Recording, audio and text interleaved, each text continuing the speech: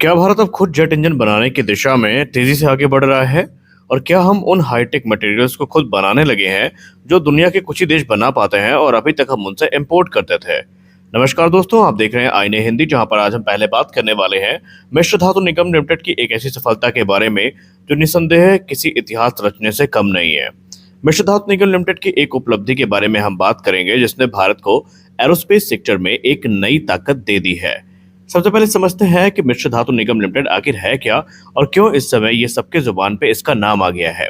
मिश्र धातु निगम लिमिटेड, जिसको आप मिधानी के नाम से जानते हैं, ये एक सरकारी कंपनी है जो खास तौर पर हाई परफॉर्मेंस मेटल और एलॉय को बनाती है, जैसे कि सुपर एलॉयज हो गए, टाइटेनियम एलॉयज हो गए या स्पेशल स्टील्स हो गई।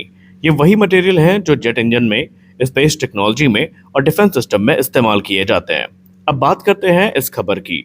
दरअसल मिश्र धातु निगम लिमिटेड को एक बड़ा और बहुत बड़ा सफलता मिला है और वह है एयर वर्दिनेस सर्टिफिकेशन।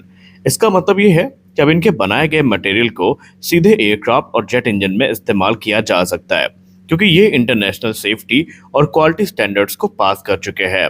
और अब सबसे जरूरी सवाल आपके मन में ये आ रहा होगा कि सर्टिफाई हुआ क्या है, क्यों इसको लेकर इतनी हाइप की जा रही है। देखिए, यहाँ पर पहले 8 प्रकार के जो सुपर एलॉयज हैं इनको सर्टिफाई किया गया है। ये हाइट, टेम्परेचर और प्रेशर में काम करते हैं।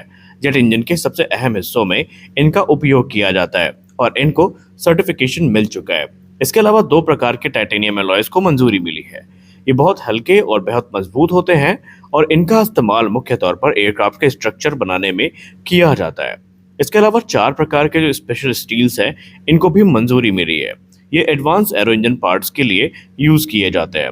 अब यहाँ पर ये कह देना कि मिश्र धातु निगम लिमिटेड को ओवरनाइट ये सक्सेस मिली है, थोड़ा गलत होगा, क्योंकि मिश्र धातु निगम लिमिटेड पहले ही 200 से ज्यादा एरो इंजन पार्ट्स के लिए जो टाइप सर्टिफिकेशन है वो हासिल कर चुका है और ये पार्ट अलग अलग एरो इंजन प्रोग्राम में सप्लाई भी हो रहे हैं।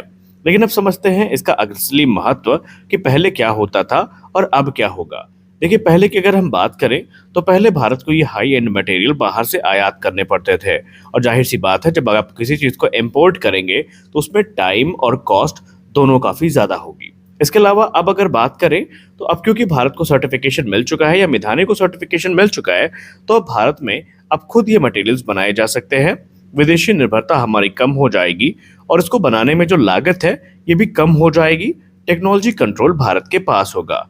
इस उपलब्धि का सीधा असर पड़ेगा जेट इंजन प्रोग्राम पर, जैसे कि हमारा कावेरी 2.0 हो गया या फ्यूचर का 120 न्यूटन का इंजन हो गया। इसकी मैन्युफैक्चरिंग में हमें इसका सीधा असर देखने को मिलेगा। इसके अलावा हमारे जो स्पेस मिशन है उसमें भी इसका बहुत बड़ा असर देखने को मिलने वाला है। और सबसे बड़ी बात यह है कि भारत अब सिर्फ असेंबलर नहीं रहा, बल्कि कोर टेक्नोलॉजी डेवलपर भी बन रहा है। और ये उपलब्धि सीधे जुड़ी है आत्मनिर्भर भारत मिशन से, जहां हमारा एक ही लक्ष्य है, इंपोर्ट को कम करना और इंडिजिनस प्रोडक्शन को बढ़ाना और ग्लोबल जो कंपटीशन है उससे आगे बढ़ना।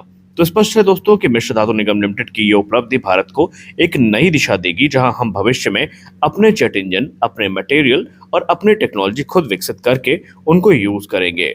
और इसे इसीलिए इस समय बहुत बड़ी उपलब्धि के तौर पर देखा जा रहा है और इसकी टाइमिंग काफ़ी खास है। टाइमिंग इस पूरे प्रोग्राम की ये है कि ऑलरेडी कावेरी इंजन सर्टिफिकेशन के काफ़ी नज़दीक है और उसके सर्टिफाई होते ही कावेरी 2.0 पर काम शुरू होगा और बाद में एम का इंजन प्रोग्राम भी आगे आने वाला है। और क्योंकि अब सर्टिफिकेशन मिल चुका है तो हमारे लिए जो एक्स्ट्रा कॉस्ट का बर्डन था इंपोर्ट करने के लिए मटेरियल का, वो खत्म हो चुका है और उसी चीज़ को हम अपने जो इंडिजिनस प्रोग्राम है इसमें यूटिलाइज करने वाले हैं। अब नजर डाल लेते हैं अपनी दूसरी खबर के बारे में। क्या आपने कभी सोचा है कि आने वाले समय में भारतीय नौसेना के एयरक्राफ्ट कैरियर पर पायलट नहीं बल्कि एआई कंट्रोल कॉम्बैट ड्रोन उड़ते नजर आए? जी हाँ, इंडियन नेवी अब ऐसे ही फ्यूचर जेट का लड़ाई की तैयारी कर रही है, जहां फाइटर जेट के साथ साथ पावरफुल अनमैन्ड कॉम्बैट एयरक्राफ्ट जो है हमें मिशन पर जाते नजर आएंगे। और सबसे बड़ी बात यह है कि ये सिर्फ छोटे ड्रोन्स नहीं होंगे, बल्कि 20 टन तक के, यानी तेजस मार्क 2 से भी भारी भारकम जो कॉम्बैट ड्रोन है वो होने वाले हैं। तो आखिरकार क्या है भारतीय नौसेना का नया सीसीए कॉन्सेप्ट और कैसे इंडियन नेवी की ताकत को ये कई गुना बढ़ा सकता है, आइए इस पे भी हम नजर डाल लेते हैं। सीसीए का मतलब होता है कोलैबोरेटिव कॉम्बैट एयरक्राफ्ट, यानी ऐसे एडवांस ड्रोन होंगे ये जो मैन फाइटर के साथ मिलकर काम करेंगे या फिर इंडिपेंडेंटली स्ट्राइक मिशन भी एग्जीक्यूट कर सकते हैं। और भारतीय नौसेना अब इन्हें एयरक्राफ्ट कैरियर से ऑपरेट करने की प्लानिंग कर रही है। इसका मतलब ये है कि फ्यूचर में एयरक्राफ्ट कैरियर से सिर्फ फाइटर जेट ही नहीं बल्कि एआई पावर्ड कॉम्बैट ड्रोन्स भी जो है उड़ते नजर आएंगे, और एयरक्राफ्ट कैरियर इनका बेस भी बन सकता है। इस कॉन्सेप्ट में हमें बेसिकली जो इन्फॉर्मेशन अभी तक प्राप्त है उसके हिसाब से दो प्रकार के अनमैन्ड कॉम्बैट एयर व्हीकल देखने को मिलने वाले हैं। पहला होगा मीडियम यू कैप, यानी साइज में लगभग एलसीए नेवी जितना बड़ा या उससे थोड़ा छोटा। इसका रोल होगा स्ट्राइक मिशन को एग्जीक्यूट करना, सर्विलेंस करना और फाइटर एस्कॉर्ट। ये बेसिकली एक लॉयल विंगमैन ड्रोन की तरह काम करेगा जो मैन फाइटर के साथ मिलकर रहेगा। इसके अलावा दूसरा जो ड्रोन होगा वो होगा एक हैवी यू कैप, यानी भारी भरकम अनमैन्ड कॉम्बैट एयर व्हीकल, और इसी को गेम चेंजर माना जा रहा है। ये साइज में काफी बड़ा होगा। मीडिया रिपोर्ट्स की बात माने तो इसकी अनुमानित जो वजन होगा इसका वो 20 टन क्लास का होगा, और इसमें हमें फोल्डिंग विंग्स देखने को मिलेंगी जो कि कैरियर ऑपरेशन के लिए पूरी तरीके से ऑप्टिमाइज होंगी। कैपेबिलिटी की बात करें तो ये भी लॉन्ग रेंज स्ट्राइक करने में सक्षम होगा, हैवी वेपन को कैरी कर सकेगा।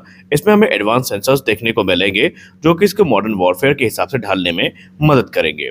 यानी ये सिर्फ ड्रोन नहीं होगा बल्कि ये हमारे फाइटर्स को सपोर्ट भी करेगा और ये इंडिपेंडेंट कॉम्बैट मिशन भी पूरा कर सकता है। अब दोनों यूकैब में ट्विन इंजन कॉन्फ़िगरेशन होने की बातें सामने आई हैं। इसका फायदा ये होगा कि हमें ज्यादा थ्रस्ट देखने को मिलेगा, ज्यादा पेलोड कैरिंग कैपेसिटी देखने को मिलेगी, और आप सब जानते हैं कि आमतौर पर भारतीय नौसेना एयरक्राफ्ट कैरियर से सिंगल इंजन जो विमान है उनको उड़ाने में हिचकिचाती है, क्योंकि वहां पर सेफ्टी कंसर्न होते हैं कि अगर इंजन में कोई खराबी आई तो फिर समुद्र में लैंडिंग के चांसेस तो लगभग ना के बराबर होते हैं। इसीलिए सेफ्टी का ध्यान रखते हुए यहाँ पर ट्विन इंजन कॉन्फ़िगरेशन देखने को मिल रही है। अब इंजन्स की बात करें तो इसको लेकर थोड़ी कंफ्यूजन है। कुछ रिपोर्ट्स में बताया जा रहा है कि इसमें HTFE 25 इंजन देखने को मिलेगा, तो कुछ में कावेरी ड्राई इंजन के यूज किए जाने की बात की जा रही है। संभावनाएं वैसे कावेरी डेरिवेट इंजन की ज्यादा नजर आ रही है। अब इसका जो कंबाइंड थ्रस्ट होगा वो 50 किलोटन तक हो सकता है अगर हम HTFE 25 की बात करें, और अगर कावेरी इंजन आ जाता है तो कंबाइंड थ्रस्ट 100 किलोन्यूटन तक टच कर सकता है। आप सब जानते हैं कि एयरक्राफ्ट कैरियर से ऑपरेट करना बिल्कुल भी आसान नहीं होता, क्योंकि वहां पर रनवे की शॉर्टेज होती है, हाई विंड कंडीशंस होती हैं और सी काफी रफ होता है। इसीलिए यहाँ पर folding wing, twin engine configuration और स्ट्रॉन्ग लैंडिंग गियर ये सब काफी जरूरी फीचर बन जाते हैं, और सीसीए प्रोग्राम में इनको काफी ज्यादा प्राथमिकता दी गई है।